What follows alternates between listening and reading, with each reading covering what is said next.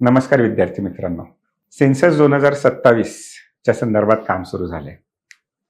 आता सेन्सस 2027 हा 2 स्टेजेसमध्ये होणार आहे. त्याच्यातली पहिली जी स्टेज आहे ज्याच्यामध्ये हाऊसिंग इन्युमरेशन होतं ते 2026 मध्ये होणार आहे आणि 27 मध्ये जो डिटेल सेन्सस असतो तो होणार आहे.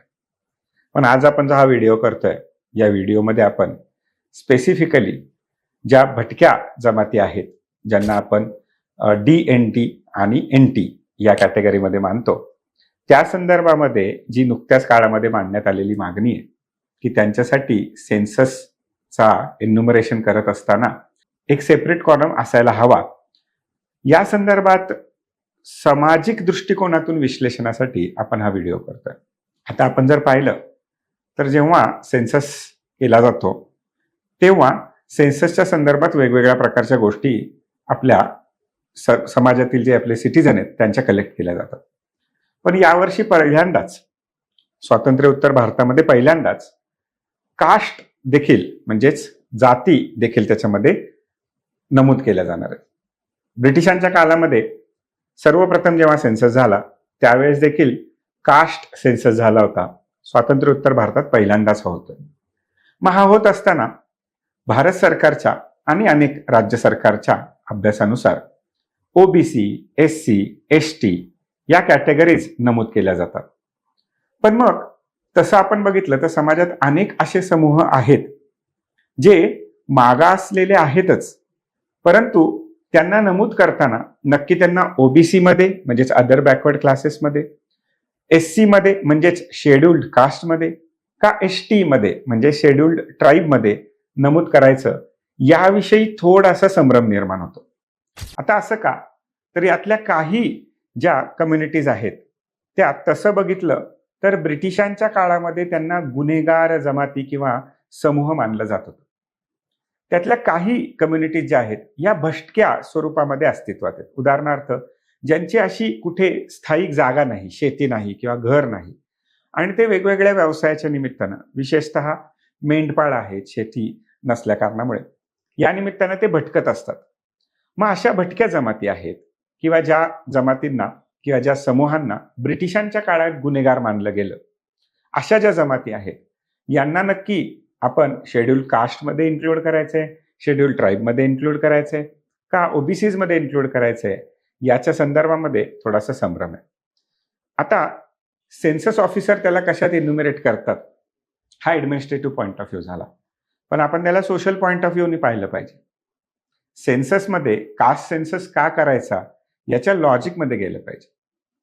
समाजामध्ये असणारे वेगवेगळे जे समूह आहेत हे या वेगवेगळ्या कॅटेगरीजमध्ये जेव्हा ऍड केले जातात तेव्हा शासनाला भविष्यामध्ये एखादी गव्हर्नमेंट पॉलिसी बनवताना नक्की त्यांना कोणत्या प्रकारच्या सोयी सुविधा द्यायच्या आहेत, कोणत्या प्रकारचा त्यांच्यासाठी कार्यक्रम आखायचा आहे, गव्हर्नमेंटने किती बजेट अलोकेट केलं पाहिजे, या बेनिफिशरीजला कसं टार्गेट करायचं यासाठी या सेन्ससचा डेटाचा फार उपयोग होतो.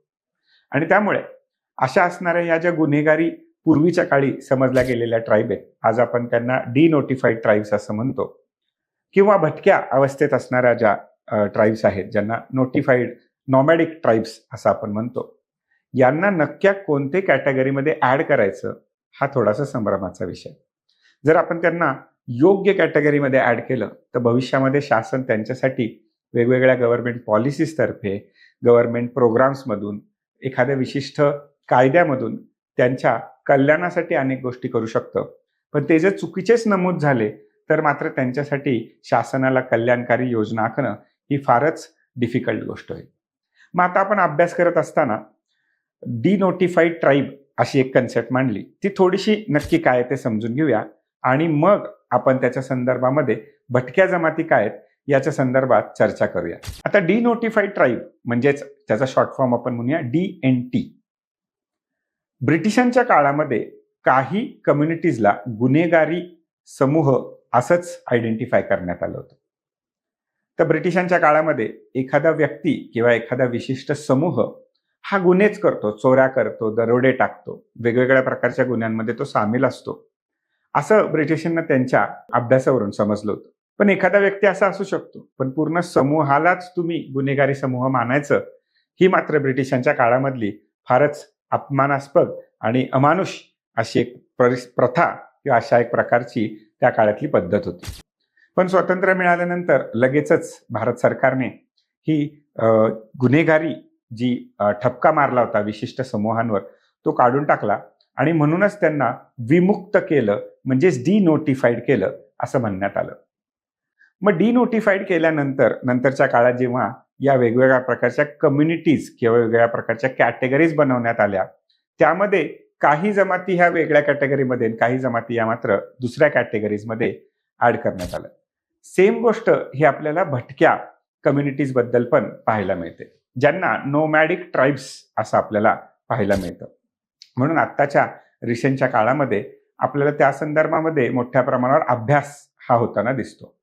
जसं की 2014 मध्ये भिकू रामजी झडाते यांच्या अध्यक्षतेखाली एक विशिष्ट आयोग पण बनवण्यात आला होता, जो भटक्या जमातींच्या संदर्भातील त्यांच्या सोशो इकॉनॉमिक स्टेटसचा अभ्यास करण्यासाठी बनवण्यात आला होता. मग या आयोग असेल किंवा नंतरच्या काळात वेगवेगळ्या प्रकारच्या स्कीम्स असेल, जसे की सीड स्कीम, SEED स्कीम ही स्कीम असेल, यामधून त्यांच्यासाठी टार्गेट करण्याचा प्रयत्न केला जातो. आता हा करण्याची गरज काय? तर तसं जर आपण बघितलं तर एका अभ्यासानुसार जवळजवळ भारतातील 10% लोकसंख्या ही आपल्याला DNT किंवा NT या कॅटेगरीमध्ये समाविष्ट होताना दिसते. आता भारताच्या लोकसंख्येच्या 10% लोकसंख्या हा फारच मोठा लोकसंख्येचा आकार आहे, ज्यांच्या कल्याणासाठी शासनातर्फे वेगवेगळ्या गोष्टी करणं अपेक्षित आहे. मग अशा प्रकारचे किती समुदाय आहेत याचाही जर आपण अभ्यास केला तर 1235च्या आसपास समुदाय हे विमुक्त जाती म्हणून अभ्यासले जातात. म्हणून त्याच्यासाठी सरकारनं ऑलरेडी काही मंडळ देखील बनवलेली आहेत. उदाहरणार्थ विमुक्त, भटक्या व अर्धभटक्या समुदायांसाठी विकास व कल्याण मंडळ हे ऑलरेडी बनवलेलं आहे.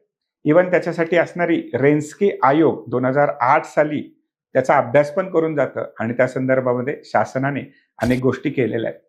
पण अगदी नुकत्याच काळामध्ये असलेली सीड स्कीम जी आहे, म्हणजे विमुक्त जमातींसाठी आर्थिक सक्षमीकरण योजना जी आहे, या योजनेच्या अंतर्गत पण अनेक गोष्टी घेतल्या जातात. ज्यांचं उत्पन्न 2.5 लाखापर्यंत आहे अशा लोकांना त्याच्यामध्ये बेनिफिशियरी म्हणून पात्रतेच्या निकषांच्या आधारावर घेतलं जातं.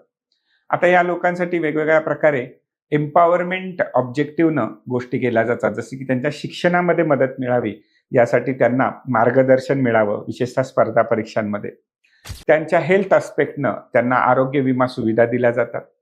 अनेक ठिकाणी कारण ते भटक्या अवस्थेत आहेत, म्हणजे त्यांना घर नाहीये, तर त्यांना घरकुल मिळावं यासाठी गृहनिर्माण साहित्य किंवा सहाय्य दिलं जातं. अशा प्रकारच्या अनेक योजनांच्या मार्फत अनेक वेगवेगळ्या उद्दिष्ट प्राप्त करण्यासाठी या गोष्टी केल्या जातात. पण मग या सगळ्यात महत्वाचं काय तर शासनाला, प्रशासनाला सर्वात प्रथम त्यांना आयडेंटिफाय करता येणं हे महत्वाचं आहे. आणि हे आयडेंटिफाय एकदा करता आलं की त्यासाठी योजना देखील करता येतील.